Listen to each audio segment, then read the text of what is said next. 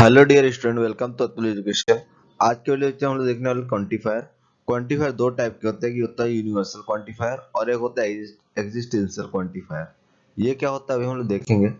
पहले हम लोग देखते हैं इसका सिंबॉलिक नोटेशन क्या होता है, जहाँ पे हम देखें क्वांटिफायर कैसा दिखता है, उसका सिंबल्स क्या होता है और उस सिंबल्स को बोलते क्या है। तो पहला जो क्वांटिफायर अभी मैंने जस्ट आपको बताया कि यूनिवर्सल क्वांटिफायर होता है, जिसको हम लोग अपोजिट ए को उल्टा कर देंगे तो इस तरह इसका सिंबल होता है, और इसको हम लोग बोलते हैं फॉर ऑल। फॉर ऑल का मीनिंग क्या होता है, ये सारी वैल्यूज के लिए सेटिस्फाई करेगा। अगर सारी वैल्यू सेटिस्फाई होती मींस वो होता है यूनिवर्सल क्वांटिफायर के अंदर। सेकंड होता है एग्जिस्टेंशियल क्वांटिफायर। एग्जिस्टेंशियल क्वांटिफायर जो होता है उसको हम लोग अपोजिट ई की तरह डिनोट करते हैं, और इसको बोलते हैं देयर एग्जिस्ट। तो ये कब यूज करते हैं, अगर किसी सिंगल वैल्यू के लिए भी अगर कोई भी कंडीशन सेटिस्फाई हो रही है, मतलब गिवन कंडीशन सेटिस्फाई हो रही है एक वैल्यूज के लिए भी, तो वहां पे एग्जिस्टेंशियल क्वांटिफायर को यूज करेंगे। और जहां पे सारे वैल्यूज के लिए सेटिस्फाई करेगा वहां पे हम लोग फॉर ऑल यूज करेंगे।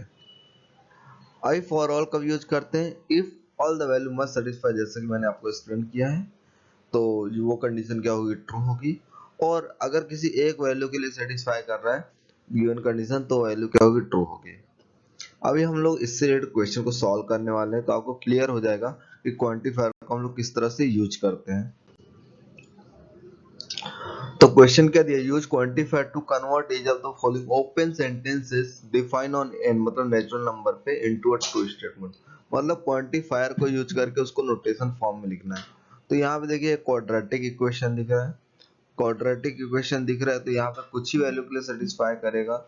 तो there exist S belongs to natural number such that, जो आपका क्वेश्चन है इज अ ट्रू स्टेटमेंट। कब ट्रू होगा, कि जब x की वैल्यू 2 आती है, मतलब इस क्वाड्रेटिक इक्वेशन सॉल्व करोगे तो यहाँ पे आंसर आपको 2 दिखेगा, और एक नेगेटिव दिखेगा। तो नेगेटिव जो नेचुरल नंबर नहीं आता है, इसके लिए यहाँ पे क्या दिया गया, +2 लिया गया है।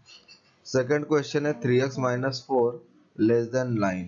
तो अगर आप इसको सॉल्व करते हो तो यहाँ पे कुछ ही वैल्यूज के लिए सेटिस्फाई कर, जैसे कि 1 के लिए सेटिस्फाई कर रहा है, तो यहाँ पे ये क्या होगा, ट्रू स्टेटमेंट होगा। उसके बाद यहाँ पे n square is greater than equal to 1। तो यहाँ पे क्या हो सकता है, सारी वैल्यू किसी का भी स्क्वायर करेंगे तो नेचुरल नंबर ही आएगा, और 1 से ज्यादा है क्योंकि नेचुरल 1 से स्टार्ट होता है। तो यहाँ पे फॉर ऑल आएगा, for all S belongs to natural number such that, question true होगा और ये सारी वैल्यूज के लिए सेटिस्फाई करेगा। Fourth one, 2n minus 1 equal to 5। तो यहाँ पे 1 को उधर लेके जाएंगे तो 6 हो जाएगा, और 2 से डिवाइड करेंगे तो ये क्या हो जाएगा, 3। तो यहाँ पे n की एक ही वैल्यू आ रही जो 3 के लिए सेटिस्फाई कर रहा है, मतलब एक ही वैल्यू आ रही। सारे नेचुरल नंबर तो कवर नहीं कर रहे, इसके लिए देयर एग्जिस्ट यूज किया गया। अगर सारे नेचुरल नंबर के लिए अगर ये सेटिस्फाई करता तो यहाँ पे फॉर ऑल यूज करते।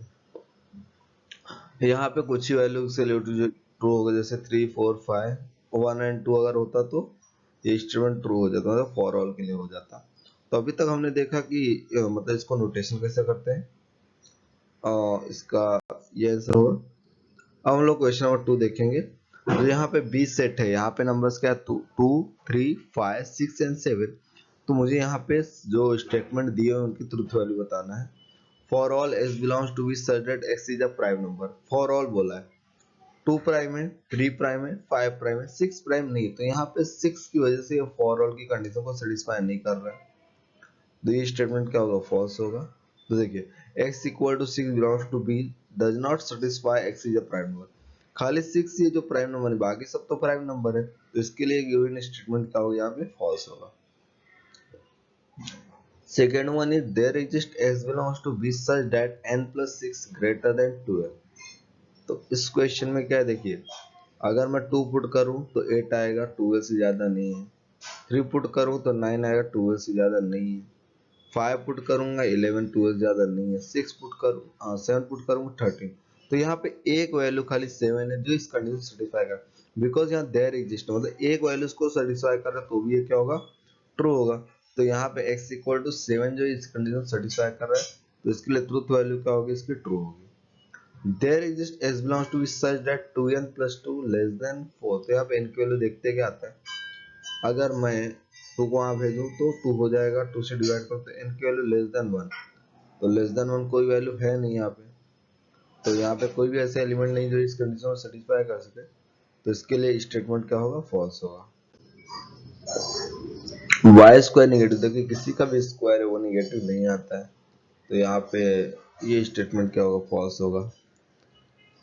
और यहाँ पे देखिए 2 3 5 इस कंडीशन सेटिस्फाई नहीं कर रहे हैं कि नेचुरल नंबर है, बिकॉज यहाँ पे निगेटिव नंबर आया और बाकी जो नंबर थे वहाँ पे पॉजिटिव आ रहा था, बट फॉर ऑल बोला है तो इसके लिए स्टेटमेंट क्या होगा, फॉल्स होगा। तो आज के वीडियो लेक्चर का इतना ही। तो यहाँ पे हमने देखा एक्सरसाइज 1.5 कैसे सॉल्व करते हैं, जिसका नेक्स्ट वीडियो वहाँ पे हम देखें 1.6 को कैसे सॉल्व करते हैं। तो थैंक फॉर वॉचिंग।